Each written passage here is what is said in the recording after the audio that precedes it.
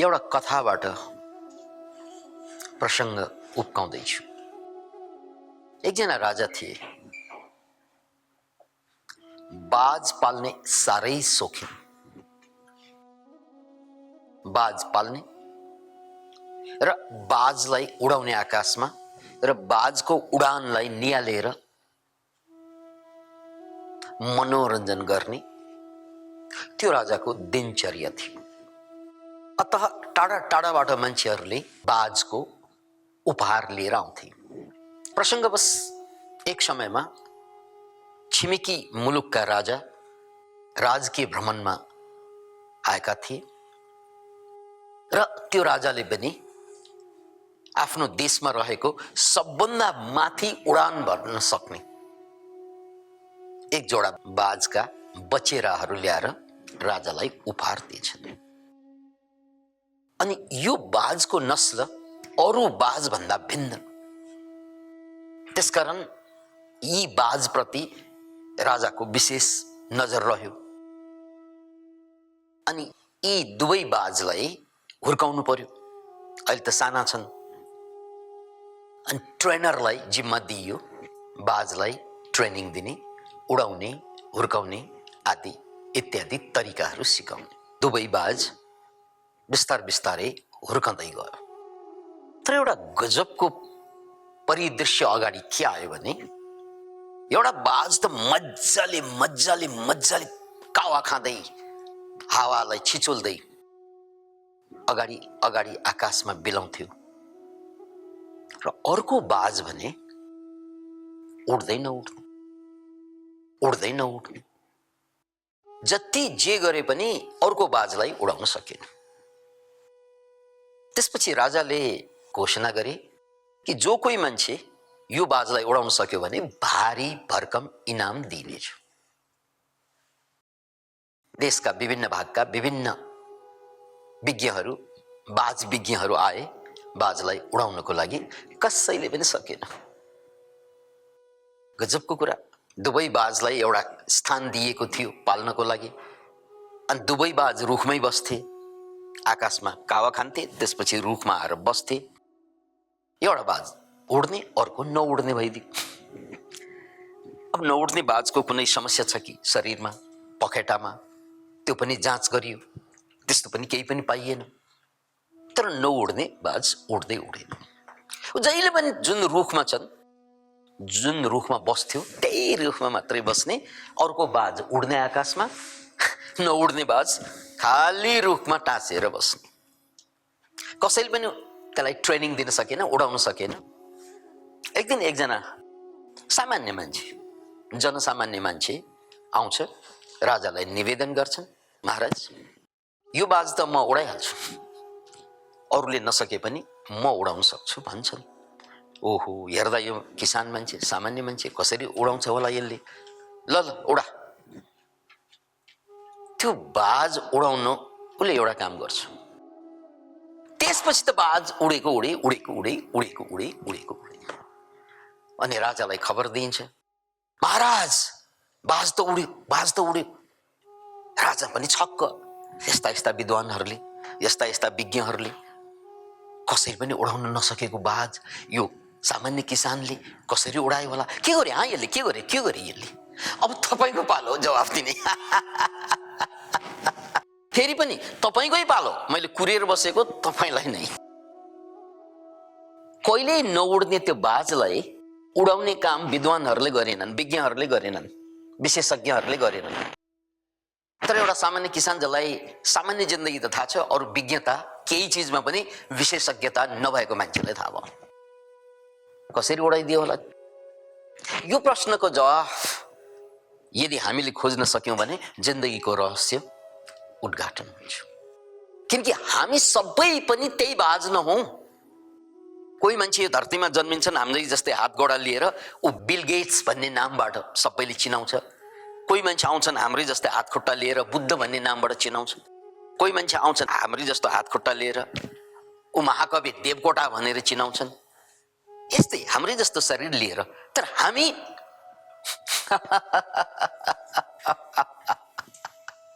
कसैले चिन्दैनन् हामीलाई। किनकि कसैलाई काम लाग्ने एउटै काम अहिलेसम्म गरेकै छैन। खानु, लाउनु, बस्नु, सन्तान उत्पादन गर्नु, मर्नु, यो त पशुको काम गर्नु। यो प्रसङ्ग मैले कहाँ जोड्न खोजेको यहाँले सङ्केत पाउनुभयो होला। हामी पनि त्यही बाज हौँ, नउड्देका बाज। त हामी पनि मान्छे, तर मान्छे हुनु बाहेक अरू केही पनि काम गर्नै सकेनौँ हामीले। खालि खाना पकाएर बस्ने अनि खाएकोलाई दिशा गरेर फालिदिने, यानि दिशा बनाउने मेसिन बाहेक हाम्रो शरीर अरू केहीको लागि उपयोग भयो जस्तै लागेन। त्यो बाज जस्तै हो, त्यही बाज जस्तै हो, त्यही बाज जस्तै हो। एउटा उड्छ आकाशमा, अर्को मरि नै उड्दैन। उनले आफ्नो काम गर्दै गर्दैन। त्यो बाजको काम त उड्नु नै हो नि। उड्नकै लागि पखेटा परमात्माले जोडेर ल्याइदिएको हो नि। हामी किन उड्दैनौँ? अधिकांश दुनियाँमा मान्छेहरू त्यो पखेटा लिएर पनि त्यो बाज जस्तै किन उड्न सकेनन्? This is the question. त्यो दुईवटा बाज भनेको हामी नै हौँ। एउटा यी जमात मान्छे जसलाई रेडियोमा, टेलिभिजनमा, मिडियामा दिनदिनै हेर्छौँ, दिनदिनै खोज्छौँ। चाहे त्यो कलाकार होस्, चाहे त्यो वैज्ञानिक होस्, चाहे त्यो दार्शनिक होस्, चाहे त्यो राजनेता होस्, नाम धेरै छन्।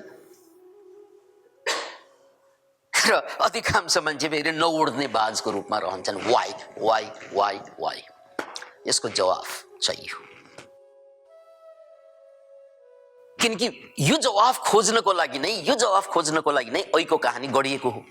त्यो कहानीमा एउटा बाज उड्छ, अर्कोलाई मरि नै उडाउन सकेन विज्ञहरूले। अब जवाफ के हो तपाईको? किन उडेन होला त्यो? किन नउडेको होला? नम्बर 1। र उडाएको छ फेरि किसानले। कसरी उडायो होला फेरि? कहिले नउडेको बाजलाई किसानले सिम्पल्ली केही पनि गरेन। त्यो बाज जुन रुखमा बस्थ्यो त्यसलाई गएर झ्याम बन्चरो हानेर काट्दिएछ। अब ऊ बस्ने रुखै ढलेपछि त उड्ने बाहेक विकल्प के छ ल भन्नुहोस्। अब बाज ऊ बस्ने जुन छ नि, जहाँ ऊ टाँसिएर बसिएको छ त्यसलाई नै काटिदिएपछि बाजको काम के?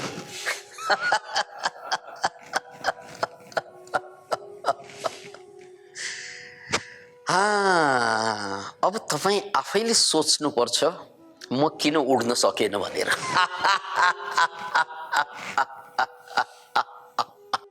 छातीमा हात राखेर दिमागमा हात थापेर एकचोटि सोच्नुस् त।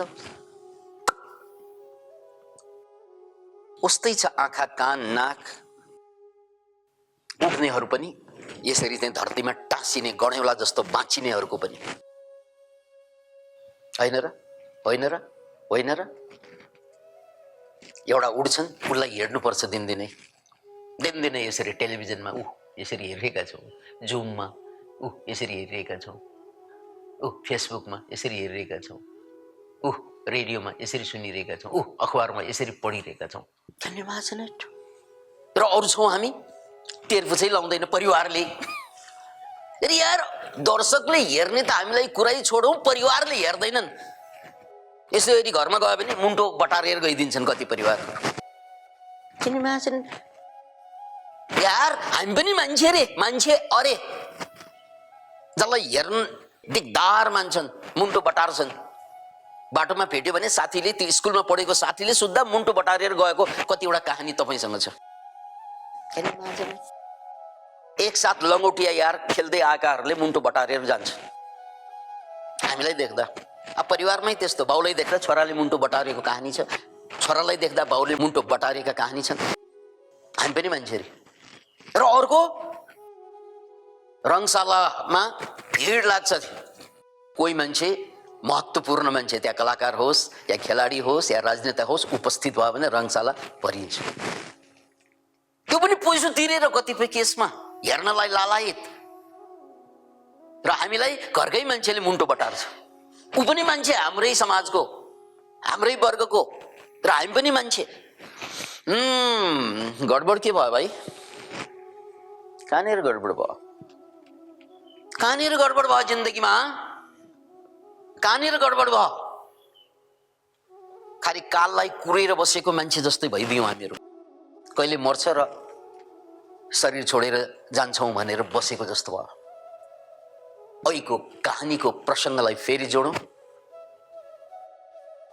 हाम्रो रुख काटिएन क्या। The problem with us is रुख काटिएन। जहाँ मर्रे नि हामी उडान भर्नको लागि तयारै भएनौँ। जुन चिजको लागि जन्मेको हो त्यसलाई खोज्दै खोजेनौँ। जुन स्वरूप हो आत्मस्वरूप त्यतातिर मरि नै लागेनौँ हामीहरू। रुखै च्यापेर बसेछ, घाँसै टिपेर बसेछ, कहिल्यै नभरिने पेट पालेर बसेछ, त्यो बाहेक अरू जिन्दगी फालेर बसेछ। वाइ? जर्मनीमा भएको एउटा एक्सपेरिमेन्ट सायद यो कुराको जवाफ हुन सक्छ। साइन्टिस्टहरूले दुईवटा भ्यागुतो लिएछन्, दुईवटा भ्यागुतो, अनि दुई भ्यागुतोलाई दुईवटा उम्लिने पानीको भाँडोमा हालिदिएछन्, इलेक्ट्रिकल भाँडो। तर एउटा उम्लिने तरिका के त 24 घण्टामा मात्रै पानी उम्लिन्छ, स्लोली तात्तिने, स्लोली 24 घण्टा लाग्ने। अर्को स्विच हाल्न साथ पानी उम्लिहाल्ने। फेरि पनि यो चित्रलाई आँखा अगाडि ल्याउनुहोस्, दुईवटा भाँडो, दुवै इलेक्ट्रिकल भाँडो।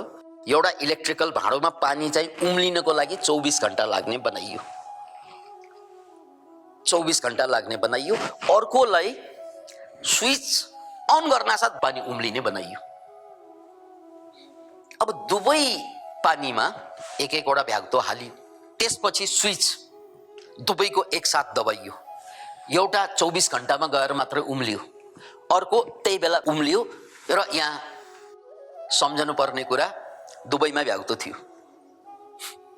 अब तपाईँ सोच्नुहोस्, त्यो 24 घण्टा पछि उम्लिने पानीको भ्यागुतो र अहिले उम्लिने पानीको भ्यागुतो दुवै मर्छन्? सोच्नुहोस्। दुवै बाँच्छन्? यो पनि सोच्नुहोस्। होइन, एउटा मर्छ अर्को बाँच्छ, यो पनि सोच्नुहोस्। त्यसो भए तुरन्तै उम्लेको भाँडोको मर्छ कि अथवा 24 घण्टा पछिको मर्छ? यो पनि सोच्नुहोस्। सोच्नुहोस् सोच्नुहोस् सोच्नुहोस्, किनकि तपाईँलाई पार लगाउने दुनियाँमा एउटै चिज छ, तपाईँको बुद्धि। मान्छे कहाँ बर्बाद हुन्छ? भावमा बर्बाद हुन्छ, खास गरी नेगेटिभ भावमा, फिलिङ्समा। मान्छेको उत्थान र ट्रान्सफर्मेसनको पहिलो द्वार हो क्वेश्चन, क्वेश्चन, क्वेश्चन। यो जति पनि दुर्गति हुन्छ मान्छेको, नउड्ने बाजको जस्तो, त्यो जम्मै दुर्गति हुनुको कारण क्वेश्चन नगर्नु। नेगेटिभ क्वेश्चन होइन, पोजिटिभ क्वेश्चन नगर्नु। हामी प्रश्नै गर्दैनौँ। यो दिमागले प्रश्न गरेन भने, सकारात्मक क्वेश्चन गरेन भने हामी जिन्दगीभर गुलामी भोग्न बाध्य हुन्छौँ। किनकि प्रश्नै गर्दैन भने त्यहाँबाट बाहिर कसरी निस्कने? म अँध्यारोमा छु, प्रश्न गर्नु पर्दैन यो अँध्यारोबाट म कसरी बाहिर आउन सकिन्छ भनेर। भाव भनेको त्यो बिलौना गरेर बसेको छ, मलाई मान्छेले फसाइदियो। यार, this is the question or answer?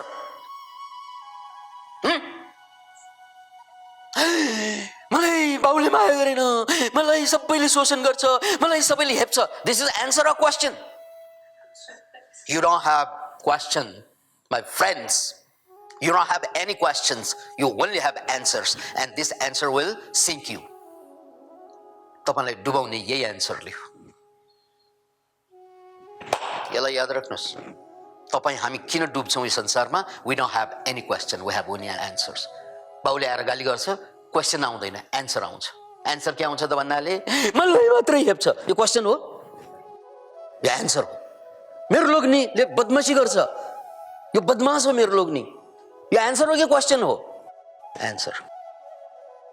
Can you imagine? You don't have any question, you have only answers, and all answers kills you. सबै एन्सरले तपाईलाई सिद्धिदिन्छ, किनकि एन्सरले तपाईलाई भावमा ल्याउँछ, क्वेश्चनले तपाईलाई बुद्धिमा ल्याउँछ। यो कुरा याद राख्नुहोस्। हरेक एन्सरले तपाईलाई भावमा ल्याउँछ, नेगेटिभ भावमा। हरेक क्वेश्चनले तपाईलाई दिमागमा ल्याउँछ, बुद्धिमा ल्याउँछ। Can you imagine? त्यसकारण मान्छे दुनियाँभर जिन्दगीभर ऊ पीडित भएर किन बाँच्छ त भन्नाले उसँग एन्सरै एन्सर छ, एउटै क्वेश्चन छैन, एउटै पोजिटिभ क्वेश्चन छ। र जो जति मान्छे जिन्दगी बदल्न सफल भए उनीहरू एन्सरको बलमा होइन, क्वेश्चनको बलमा हुन्छ। सो अहिलेको कहानीमा दुईवटा व्यक्त मैले तपाईँलाई क्वेसन तेर्साइदिएँ, किनकि तपाईँको कल्याण मात्र क्वेसनमा छ, एन्सरमा छैन। यो कुरा याद राख्नुहोस्। विकास आनन्दले कहिले एन्सर दिन्छ भनेर कुर्नु भयो भने तपाईँ अगाडि नै दिमागलाई बर्बाद पारिसक्नुभयो। तपाईँले विकास आनन्दलाई कुर्ने होइन, तपाईँ भित्रको विकास आनन्दलाई जगाउने हो, त्यति मात्रै हो। त्यसकारण एन्सर आउला कुर्ने नै होइन, के हो त्यो आफैले खोज्ने हो।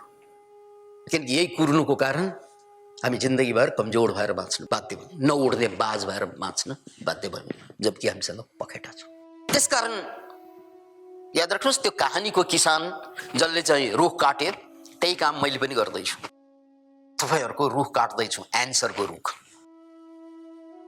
जब तपाईँको रुख काटिन्छ एन्सरको, तब मात्रै उडिन्छ जिन्दगी। याद राख्नुहोस्, जिन्दगी पर एन्सरमा बाँचेकाहरू। No, you need a question. अनि क्वेसन मार्क हँसिया जस्तै हुन्छ। हँसियाको काम के? काट्ने। क्वेसन मार्क के हुन्छ? हँसिया जस्तै हुन्छ, त्यसको कामै काट्ने। त्यसकारण यो अहिलेको कहानीको सोच्नुहोस्, बार बार सोच्नुहोस्। यो एउटा प्रतिनिधि प्रसङ्ग हो जीवनमा। म कहाँ बर्बाद भएँ? एन्सरबाट। अब जब जब तपाईँलाई दुःख हुन्छ, पीडा हुन्छ, दर्द हुन्छ, त्यहाँ एन्सर छ भनेर बुझ्नुहोस्। जब जब तपाईँलाई दुःख हुन्छ, पीडा हुन्छ, दर्द हुन्छ, त्यहाँ के छ? एन्सर। नेगेटिभ एन्सर छ तपाईँसँग। म खत्तम भएँ, यो एन्सर हो। म सिद्धि, यो एन्सर हो। मैले केही गर्न सकिनँ, यो एन्सर हो। र जब जब मान्छे जीवन बनाउँछन्, त्यहाँ क्वेसन हुन्छ, पोजिटिभ क्वेसन। यो दुःखको, यो दर्दको, यो पीडाको, यो अरूबाट खाएको धोखाको फाइदा के हो? क्वेसन गर्नुहोस् त। अरूबाट पाएको धोखाको फाइदा के हो? क्वेसन गर्नुहोस् त। यो धोखाबाट मैले ढोका कसरी खोल्न सक्छु जीवनको? क्वेसन गर्नुहोस् त। अब जाँदा जाँदै क्वेसन त छोड्नै पर्यो, नत्र प्रवचन सकिँदैन। र एन्सर पनि छोड्नु पर्यो, क्वेसन त गरिसके। अब एन्सर यो उदाहरण मात्रै हो, तर जीवनमा तपाईँले एन्सर खोज्ने होइन, प्रश्नै खोज्ने हो। र प्रश्नबाट जन्मिएका एन्सर मात्रै वास्तविक एन्सर हुन्छन्। सुरुमै एन्सर आइदियो भने तपाईँ बर्बाद हुन्छ। त्यो प्रश्न गरी गरी निखारिएको जब जन्मिन्छ एन्सर, त्यो एन्सरले तपाईँलाई पार लगाउँछ। सुरुमा प्रश्न नगरिकन आएका एन्सरले डुबाइदिन्छ। दुईवटा भ्यागुतो, एउटा एक क्षणमा पानी उम्लिने, अर्को 24 घण्टा पछि मात्रै उम्लिने पानीमा तैरिरहेका छन्। तपाईँहरूलाई एन्सर आफैले दिमागबाट पत्ता लगाइसक्नु भएको होला। अब सुन्नुहोस् त्यसको यथार्थ।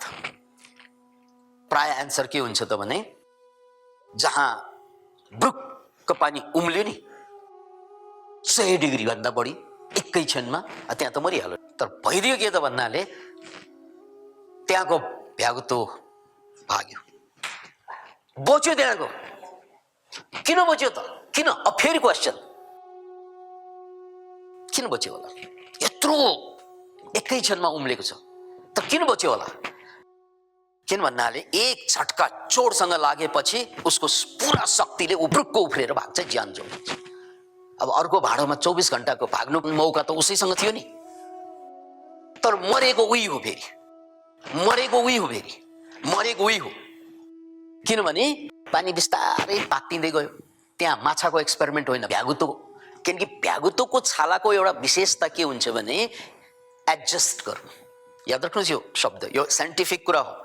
भ्यागुतोको छालाको एउटा विशेषता के हो भने वातावरण चिसो हुँदा पनि उसले एडजस्ट गर्न सक्छ, तातो हुँदा पनि एडजस्ट गर्न सक्छ। जति तातो हुँदै जान्छ त्यसलाई एडजस्ट गर्दै जान्छ उसले, जति चिसो हुँदै जान्छ एडजस्ट गर्दै जान्छ। भ्यागुतोको माछाले सक्दैन, माछा त मरिहाल्छ तुरुन्तै। तर भ्यागुतो मर्दैन, किन भन्नाले उसको छालाको विशेषता एडजस्ट गर्ने। त्यसलाई चाहिँ पानी तातो भयो भने उसले आफूलाई त्यो पानीलाई खप्न सक्ने ताकत उसको छालामा ल्याउन सक्छ। चिसो भयो भने त्यही गर्छ उसले। अनि पानी 1 डिग्री तात्यो, न्यान न्यान भयो, रमाइलै भयो होला। 2 डिग्री 3 डिग्री रमाइलै भयो होला। अलिक बेसी तात्न थाल्यो, त्यसपछि उसले गाह्रो भयो, अप्ठ्यारो भयो त्यो भ्यागुतोलाई। उसले ठिकै छ भनेर त्यसलाई सह्यो। अनि फेरि तात्यो, ठिकै छ भनेर सहयो, फेरि तात्यो ठिकै छ भनेर सहयो, पछि त भगलक्क उम्लिँदा त ज्यानै गयो। किन मान्छे यी मान्छेहरू, दुनियाँमा मारिने मान्छेहरू यस्तै हुन्। बर्बाद भएका मान्छेहरू जिन्दगीभर सहँदै जान्छ त्यो कुरा जो उसलाई मनै पर्दैन। यसैबाट पागल जन्मिन्छ, यसैबाट डिप्रेसन जन्मिन्छ, यसैबाट एङ्जाइटी जन्मिन्छ। जो कुरा मनै पर्दैन, गर्नै मन पर्दैन, त्यो कुरा सहेर बस्छ, ऊ बाध्य भएर गरेर बस्छ। मारिने तिनीहरू नै हुन्। किनकि धक्का बिस्तारै लाग्यो क्या, धक्का हाम्रो जीवनमा बिस्तारै लाग्यो, बिस्तारै बिस्तारै धक्का लाग्यो। एकैचोटि ढ्याङ हानिदिएको भए भाग्थ्यौँ या उसलाई मारिदिन्थ्यौँ। जसले धक्का दियो उसैलाई सिधाइदिन्छौँ या भाग्थ्यौँ एकैचोटि लागेको भए। अब बिस्तारै पहिला माया गरे जस्तो गऱ्यो, सुमसुम्या जस्तै गर्यो, च्यापे जस्तै न्याके जस्तै गर्यो, अनि बिस्तारै थप्पड हान्दै गर्यो, बान्दै गर्यो। त्यसो गरेपछि तपाईँले केही पनि गर्न सक्नुहुन्न। परिवारमा हुने त्यही होइन र? बिस्तार बिस्तारै च्याप्दै च्याप्दै च्याप्दै त्यस्तो बाध्य बनाइदिन्छ चल्नै नसक्ने गरी। अनि जति शोषण गरे पनि भयो, जति अन्याय गरे पनि भयो, तपाईँ अरूले के भन्ला एउटै डाइलग रहन्छ। अब यो नेगेटिभ क्वेसन, यो पनि त क्वेसन हो नि, अरूले के भन्ला, तर यो नेगेटिभ क्वेसन, इट किल्स हिम। याद राख्नुहोस्। अनि त्यो अरूले के भन्ला, अरूले के भन्ला भन्दै भन्दै आफू सिद्धिँदै जान्छ भित्रै। भित्रको मान्छे, भित्रको त्यो बुद्ध पुरुष जन्मनु अगाडि भ्रूण हत्या हुन्छ उसको। हरेक बुद्ध पुरुष जन्मनु अगाडि भ्रूण हत्या हुन्छ, किनकि एडजस्ट गरेको कारणले, अर्को शब्दमा क्वेसन नगरेको कारणले गर्दा। त्यसकारण त्यो कथाको सुरुमा आउँ, दुईवटा बाज, एउटा उड्ने अर्को नउड्ने। नउड्ने बाजलाई कसरी उडाइयो? रुख काटेर। जबसम्म एन्सर दिन्छौ नि, एन्सर यो यस्तै हो, म पीडित भएँ, यसले यो गर्यो, त्यसले यो गर्यो, यस्ता एन्सर, त्यो रहुन्जेल हामी रुख काट्न सक्दैनौँ। रुख काट्नु भनेको क्वेसन गर्ने हो, क्वेसन, पोजिटिभ क्वेसन। त्यो रुख काट्न साथ तपाईँको पखेटाको काम आउँछ। एन्सर दिँदै रह्यो भने तपाईँको पखेटाको काम लिनुहुन्न, त्यो पन्जाको काम लिन्छ। पन्जाले चाहिँ रुखलाई समातेर बस्छ अनि आकाशको यात्रा समाप्त।